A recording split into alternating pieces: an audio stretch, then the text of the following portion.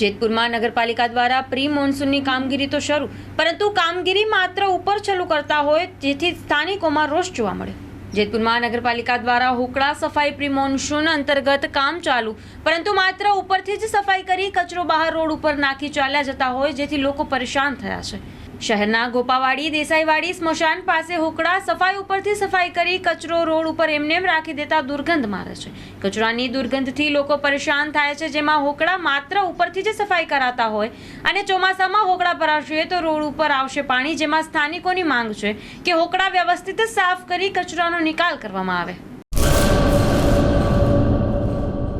Staff જોઈએ છે। Media ક્ષેત્રે કારકિર્દીનું ઘડતર કરવા માંગતા યુવાનો માટે સુવર્ણ તક।